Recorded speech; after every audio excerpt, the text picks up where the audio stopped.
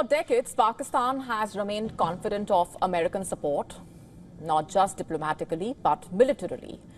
From the years of the Cold War to offering its air bases for U.S. operations in West Asia, Pakistan has long outsourced its strategic autonomy in a way in exchange for superpower backing. And even today, as it grapples with economic turmoil and internal political instability, Pakistan is arming itself for a future war, not with nuclear weapons, but with a fast-growing cache of Chinese-made conventional military hardware. The message is clear. Pakistan is preparing for conventional conflict, not deterrence.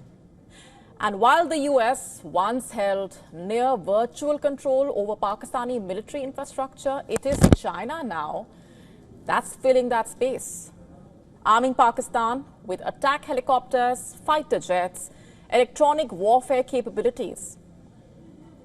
Pakistan has just inducted the Z10ME, a cutting-edge Chinese attack helicopter, into its military arsenal, a model similar to those used by China to patrol its border with India. An official induction ceremony was held last weekend by the Pakistan Army Aviation Corps, where the helicopters were described as state-of-the-art, all-weather platforms, capable of precision strikes day and night. No details were shared about the number of units, but reports saying the aircraft is equipped with advanced radar and electronic warfare systems, and this marks an upgrade from Pakistan's aging US-made Cobras. In fact, it's also the first ever export deal for the Z10ME, according to Chinese state-run Global Times. China and Pakistan's growing defense ties have been under the spotlight since their military coordination during the May conflict with India, and that's when Pakistan reportedly used the Chinese J-10C jets. The Z-10s, made by Shanghai Aircraft Industries, are deployed in politically volatile regions like Tibet and the Taiwan Strait.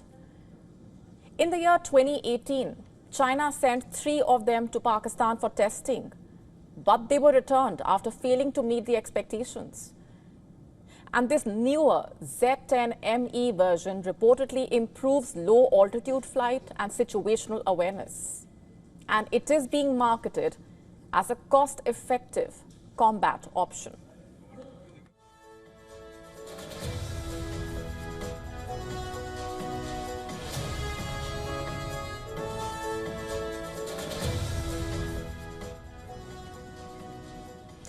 Beijing has made no official comment yet on the deal. Meanwhile, Pakistan announced in June that it would buy even more Chinese weapons, including one of Beijing's most advanced fighter jets. And behind all this is Pakistan's Field Marshal, General Asim Munir. He has been busy at work, meeting Trump's team in Washington just weeks after the brutal terror attack in Pahalgam, and then visiting Beijing in July to hold talks with top Chinese officials, including Zhang Yuxia, the vice chair of China's Central Military Commission. Zhang has promised deeper defense cooperation, calling Pakistan a key link in China's regional defense strategy. And so here's the real question.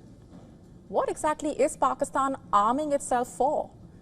This is a country, after all, grappling with skyrocketing inflation, a collapsing rupee, and a fragile democracy.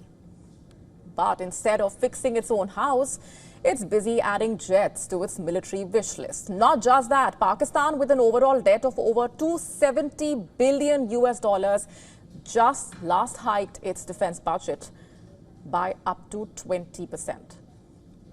And all of this just weeks after India's Operation Sindoor, where India strikes on Pakistan terror launch pads and later military installations dealt a heavy blow to Pakistan's terror machinery. Yet Pakistan remains undeterred, it seems, undeterred in its obsession with India, undeterred in funding terrorism instead of feeding its own people.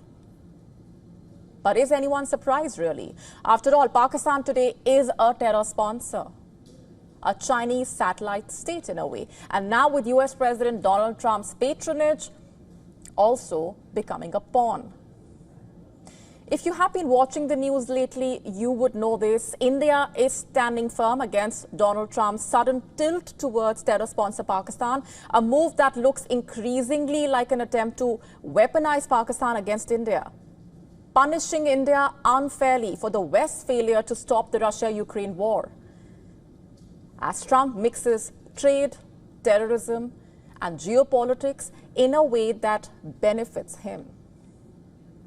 But while India stands firm against this blatant pressure, Pakistan is doing what it has always done best, arming itself for the next war with India, even as its own economy and politics teeter on collapse.